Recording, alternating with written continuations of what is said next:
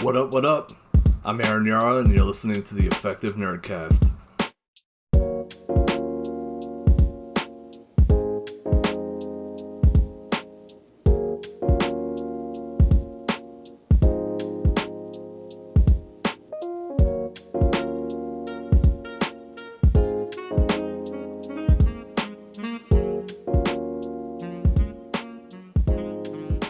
Hey everyone, welcome to this week's Effective Nerdcast. I originally had something else planned for this week, but I decided that we're going to do that next week. This week I want to talk about what creators can do during the lockdown, quarantine, whatever you want to call it. The coronavirus is having a huge effect on our society and societies across the world, and it's affecting the way that we work and the way we interact with each other. I know a lot of gigs, events, cons have all been canceled. A lot of people are working from home or they're out of work currently. There's been limitations on outdoor activities and people are encouraged to stay inside their house. Especially, I live in New York and we have a pretty tight lockdown starting this weekend. So a lot of us are going to be in our house. We have a lot more free time, and it can be difficult when we're not used to having this kind of lifestyle, even if it is temporary. Today I wanted to go over 21 things that artists and creators can do while they're in their house with their newfound free time, or, in light of cons or events or gigs getting canceled. As artists and creators, a lot of our kind of workflow is based around interacting with other people. So having that suddenly taken away from us or limited can have a huge impact on the way we create and the way we do our work. The first thing I want to talk about is keep creating. Just keep doing what you're doing. If you're a musician, keep making music, keep drawing, keep making comic books, whatever your creative style or your creative medium is, just keep doing it. Use this time to be productive and get the most out of the time and make the most out of the situation. I know it's a pretty simple one. It's something that we do all the time regardless of our health status or the way our society is responding to health emergencies. But it's something to always keep in mind that we should always just be doing our best and creating and moving forward towards our goals. Speaking of, the second thing I wanted to talk about was to make a to-do list or a goals list. And I kind of wanted to set this episode up in a way where you can make a to-do list or a goals list based on the things we're about to talk about. And I'll put the list of all 21 things in the show notes. I'll probably make a webpage for it as well, so that way you can go back and reference it. Making a to-do list of things that you want to get done over the next few weeks, or making a goals list even for the next year, having a way to structure your work is really important. And I think that we can use kind of this little downtime to refocus, set ourselves on a path for achieving our goals or achieving what we want to do with our artwork or our content. Number 3 is to brainstorm future projects. That's actually what next week's episode is going to be about, is different techniques for brainstorming, but I thought it would be good for this list as well. Because of how our society is kind of getting set up or locked down at the moment, our future plans may have been altered in some way. Like I had said previously, like a lot of events are closing down, a lot of stores are closing down. The projects that we currently have in process may be reliant on being in public where we can't anymore. So while those projects are on hold, this would be a good time to brainstorm future projects or future content or artwork that you want to make. Number 4 is to set up your phone or your computer for productivity. I like to keep my cell phone really tight, and I like to keep my computer really tight as well. I try to limit distractions as much as possible, and I try to set up my phone in a way that works for me. Now, a lot of you know this already because I've talked about it previously on the website, but I don't have any icons on my home screens of my phone. I only use widgets. So I have one home screen that is my email, another home screen that is Evernote, and another home screen that is just my to-do list. That way when I open my phone, I'm not distracted by social media or any other like games. I'm a huge mobile gamer, so I have to work really hard to not just be playing games on my phone all day. So when I open up my phone, I have everything I need to be productive right there staring me in the face, and I find that really helps. The same goes with your computer. You may not be able to set up your computer in the same way you could set up your phone, but just having a way where all the distracting things are not at your fingertips and everything that you need is at your fingertips. And then that way, if you're kind of bored and you just open your computer, you're kind of looking at what you need to get done. I find that helps me a lot because my mind tends to wander a lot. Having my technology kind of working in favor of me is really important. Similar to that, number 5 is to decrease distractions, not necessarily just in your technology, but in your life overall. There's a lot of things around our house that if we just walk around and we're bored, we'll kind of see it and interact with it. That could be anything from like video games to maybe unhealthy snacks or just anything that will push you off of your path to your goals. You kind of want to decrease those as much as possible and keep the things you're passionate about in the forefront. Like I said previously, set up your phone and set up kind of your house or your environment in a way that is helping you be productive. Number 6 is very similar to the last two, but that is to declutter your environment. I know a lot of people keep a lot of things on their desk, or they keep a lot of paperwork and things around their house. I find this to be distracting, mostly because if you walk into a room and you have a mindset that you're going to get something specific done, and then you see like, say, a pile of bills on the table next to your computer, that could turn you off from wanting to use your computer, because the whole time you're sitting at your computer trying to get some work done or trying to make some art, you kind of have like that pile of paper in the back of your mind, and you think you're thinking about that, and it's affecting the way that you do your work. Personally, I like to have a very minimalist style when it comes to how I set up my desk and my work area. I like to have the least amount of things possible and only pull out things that I need in that moment. What helps with that is having a really good to-do list, because, going back to the pile of bills example, a lot of people will just set the bills next to the computer and they'll say, oh, when I sit down on my computer, I know I have to do that. But what happens when you want to sit down at your computer and you don't want to pay those bills? Having the bills on your to-do list will allow you to put them in a drawer and not forget about them, and that'll give you a cleaner workspace to kind of open up your mind a little bit, where you're not constantly focused or juggling your other tasks around in your head, and you can focus on what you really need to get done. Number 7 is to work on building a new habit. I know building habits is hard when we have busy lifestyles and we're getting a lot of things done, and we kind of have our set routines, whether it's with, commuting to work or going to work, or the different ways we have our social lives set up, where having more downtime or being in your house more gives you that free time to work on building a new habit. So that way when life does kind of get back to normal, you'll be a better, more well-rounded person than you were before. And I think it's important to take this time to pick. You don't have to completely reinvent yourself or anything, but just pick one thing that you want to add into your routine or add into your schedule that'll make you a better person, or will make you a better creator. I think now's the time to really start on that. Number 8 is the flip side of that, and that's to decrease bad habits.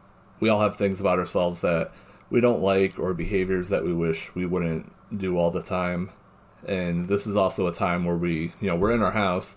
So say you have a bad habit of going to get expensive coffees all the time, or I love the convenience store. The convenience store is my all-time favorite store. I mean, think about it. It has It has junk food and it has booze. It just has all the bad stuff for you, and you can just walk down the street and get it at any time. It's the best. And that's something that I just from a financial standpoint, I've been trying to not go to the convenience store as much, even just for like Red Bulls or just whatever drug I need, whether it's beer or caffeine or junk food. But that's something that I'm working on now. And if you have a habit similar to that, where you can work on eliminating it during the quarantine lockdown period, I think it would be a good thing to work on.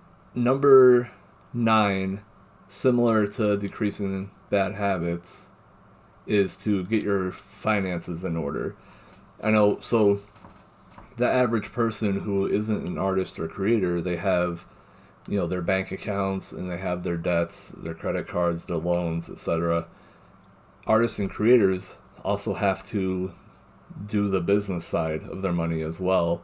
So I think using this time to make sure everything is set up correctly is important. Like for example, I have a separate bank account that I use for the website, and sometimes I'll get paid to my normal bank account, and I'll be lazy about transferring money over to the website bank account, or vice versa. I'll use my personal credit card for something, and then I'll have to remember to go into the website bank account to go pay it off, as opposed to using my personal money to pay it off. And this is a good time to get everything kind of realigned and refocused from a financial standpoint. The next thing is to finish old projects. We all have a few creative things that we've done where we have dropped them, or we put them off to the side because we said we don't have enough time. Well, a lot of us have a lot of extra time now. Pick a few old projects that were close to being finished and finish them up, or find a way to incorporate them into a new project instead of just having them sitting on the back burner indefinitely. Try to find a way where you can incorporate them into your current workload, or just finish them and put them out. Even if, say you make comic strips or drawings and you have all these half-finished comics or half-finished drawings, those could be good if you can finish them up. Those could be good for, say, social media posts or to put on your website as a little fun thing.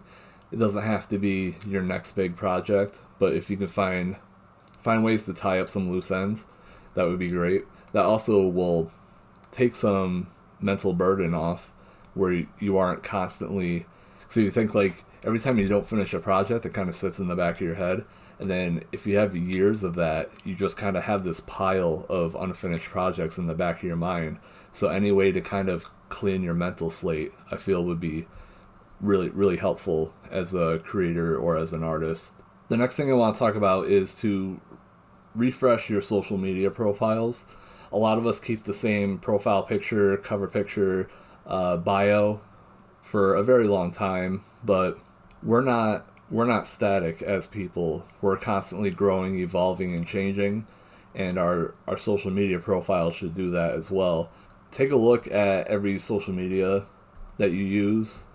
Make sure that you have a good optimized bio, that your profile picture or your cover picture or both are up to date and accurate, or even just give them a refresher, like take a new picture or create a new graphic.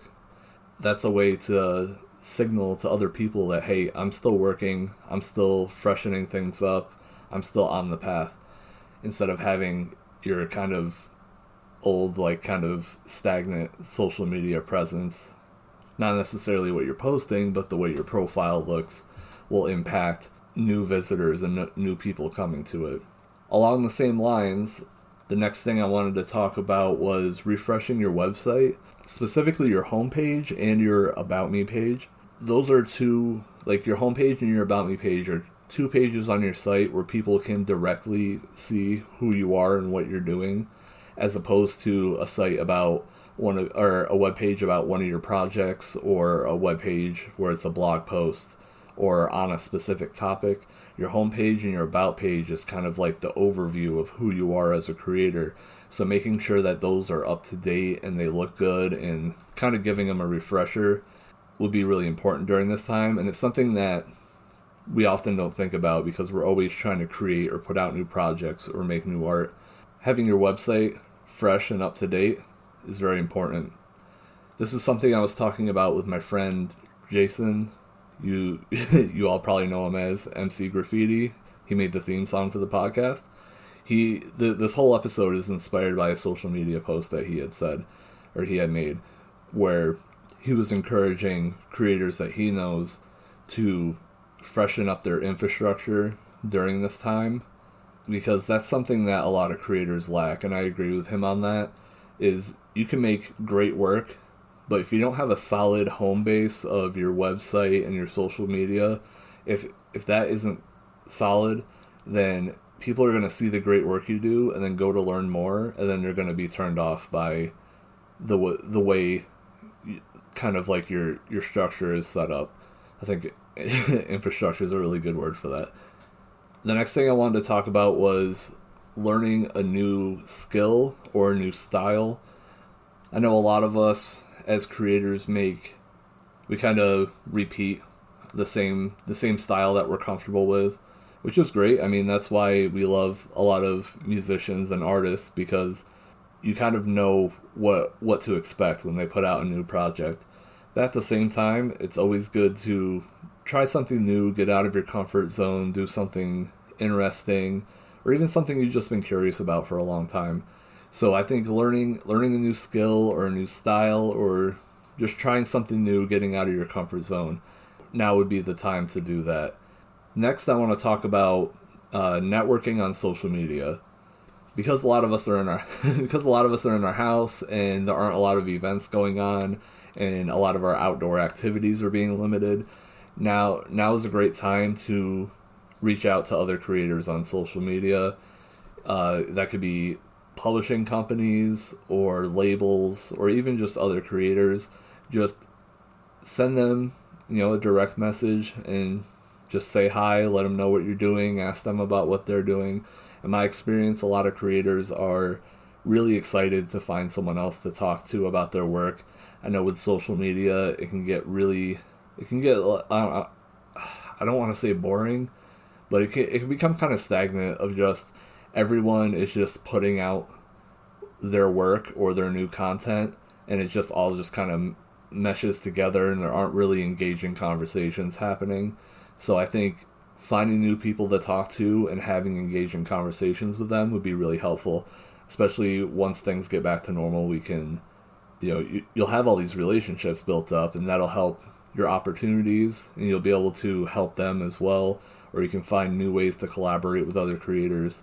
I think the more we get to know each other, the better we'll be as a community and as a culture, and I don't always see that on social media. I see a lot of people promoting their own things and not really talking to other people as much.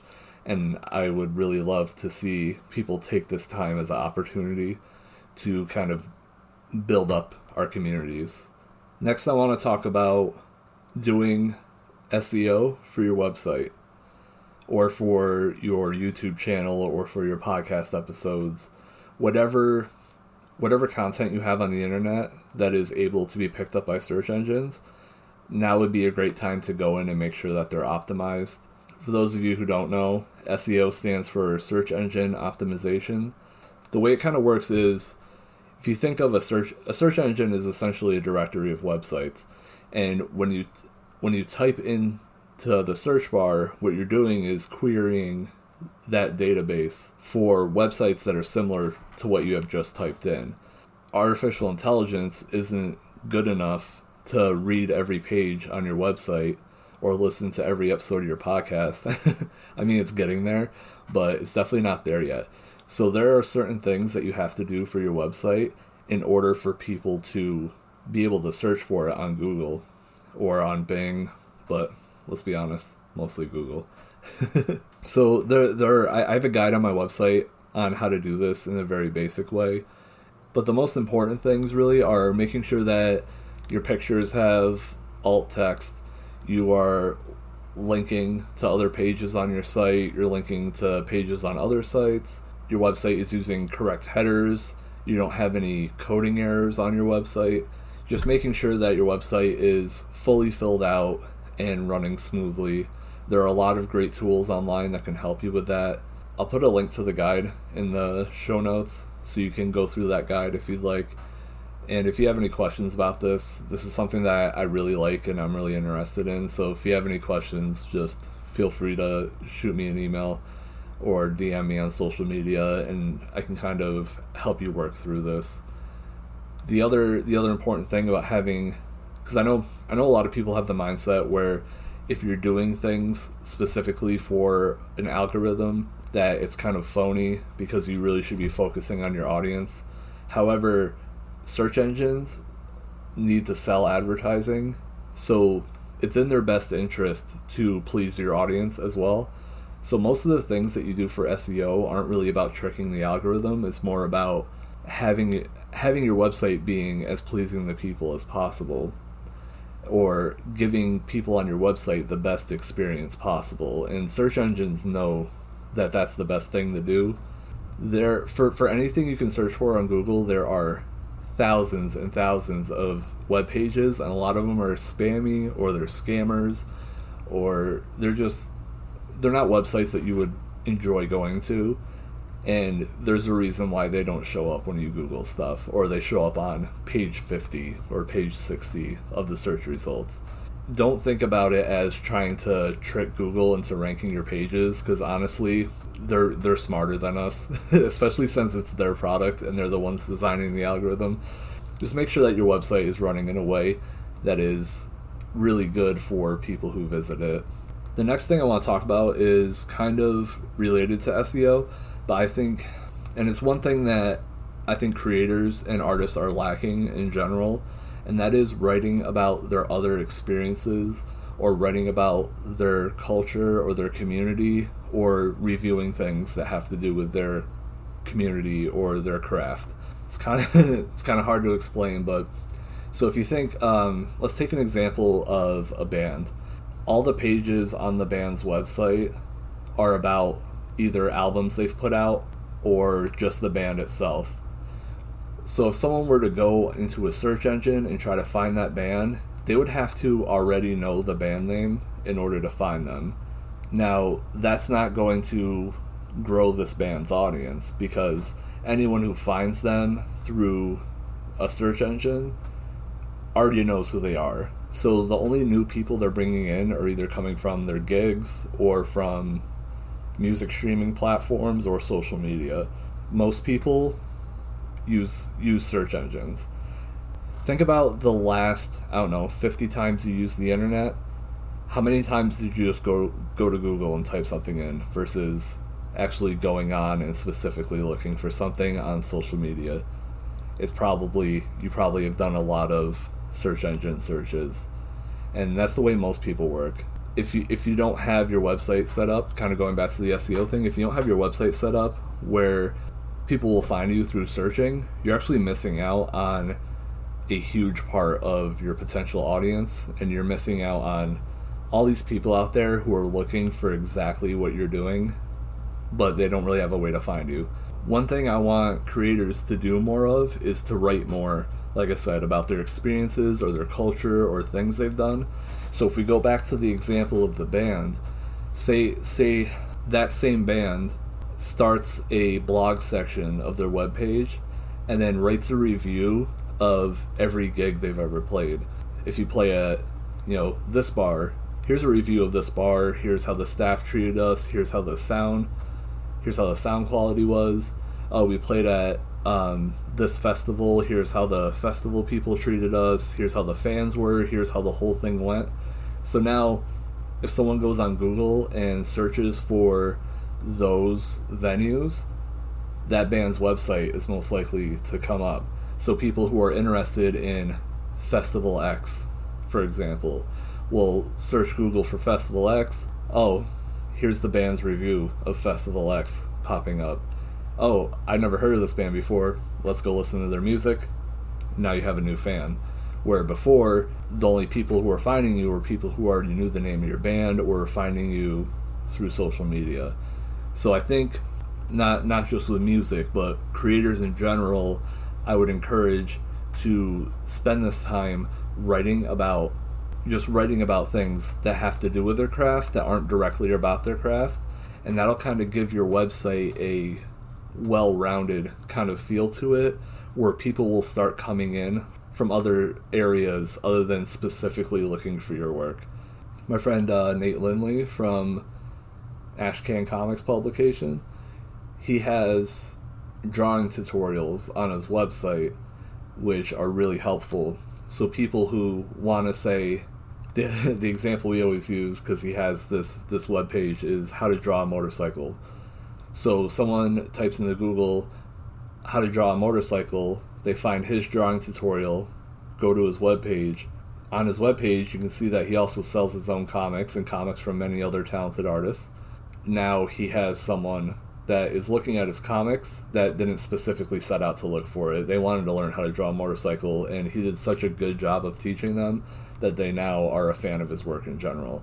So if you're a creator and your website only has pages specifically about you or your projects, I would say try writing or making a few web pages about other things that are related to your work and just kind of see how that goes.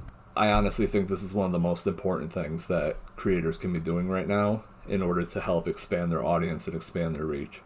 The next thing I want to talk about was helping other creators.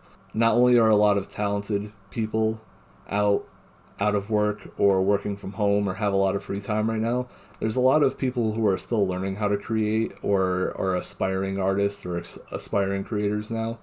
They need some help. They can't go to their art class now, maybe.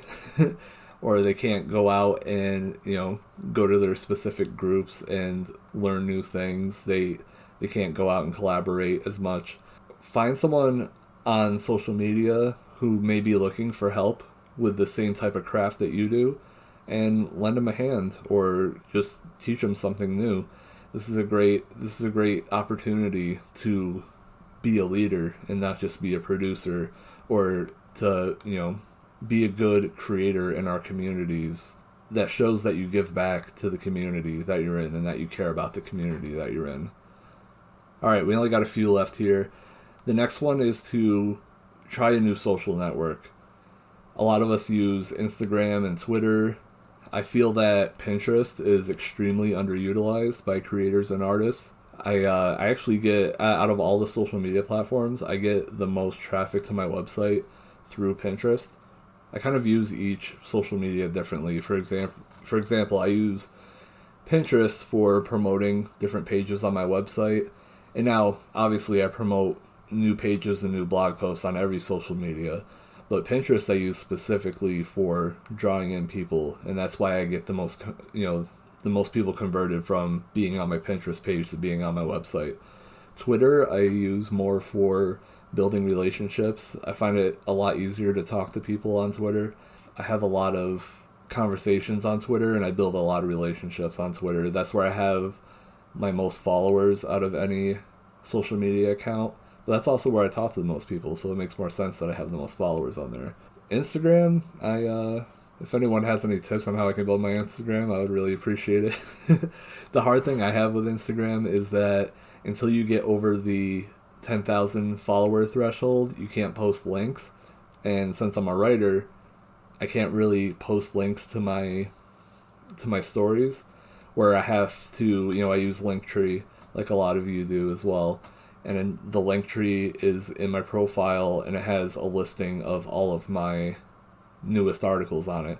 So if you think like someone has to see my Instagram post, go to my profile, click my Linktree, find the article that they were looking at on the Linktree, click it, and go to my webpage.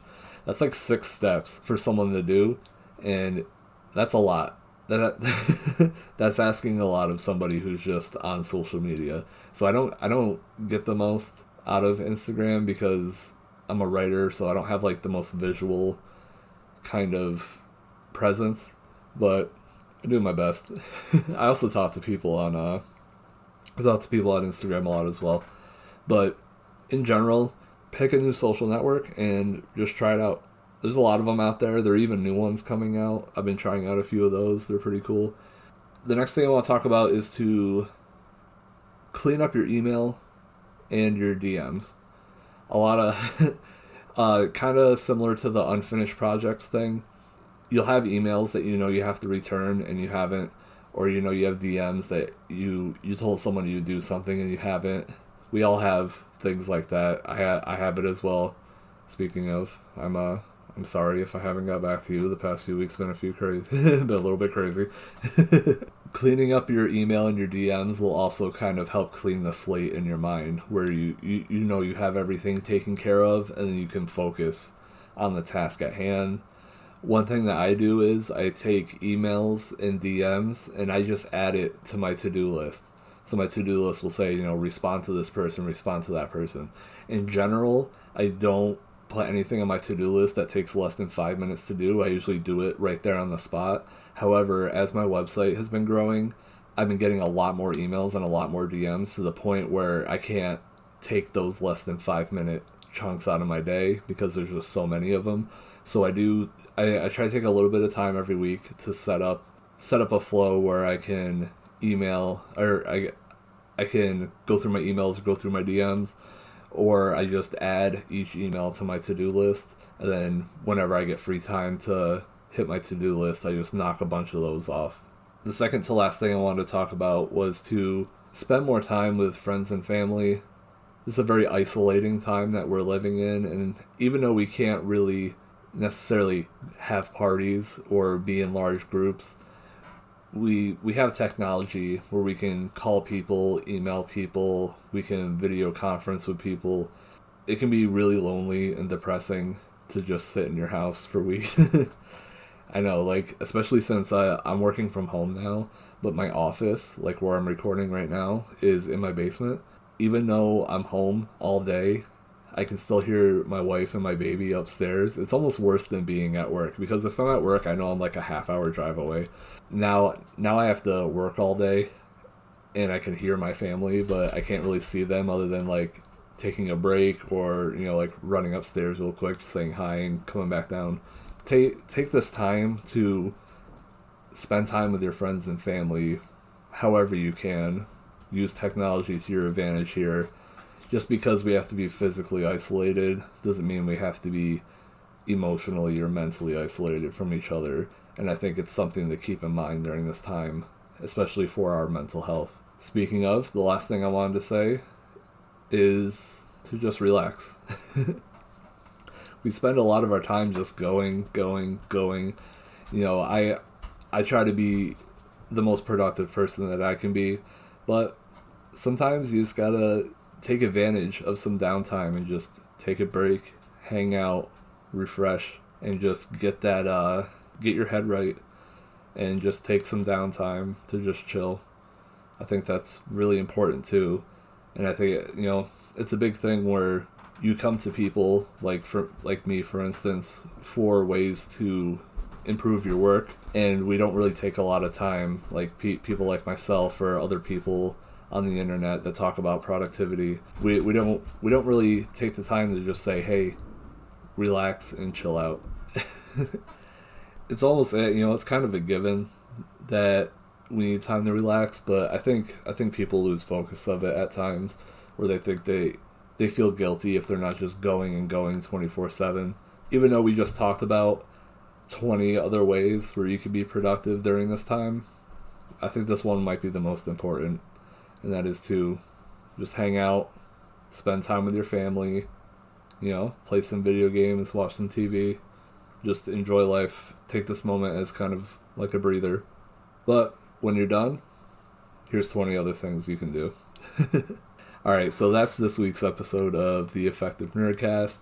I hope that you really enjoyed listening to all these different ways, and I hope you can find ways to be really productive during this time. I know I'm trying really hard.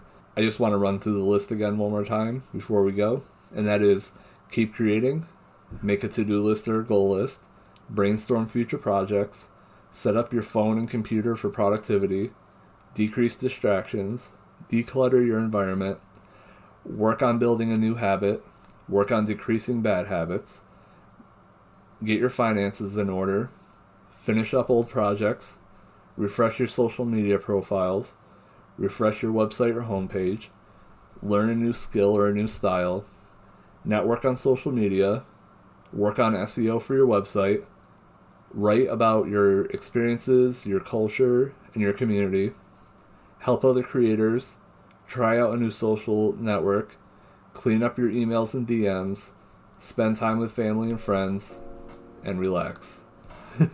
Thanks for listening, everybody. You can find me at effectivenerd.com or on social media. I'm a Effective Nerd on everything. And if you want to shoot me an email, you can hit me up at effectivenerd@gmail.com. Peace.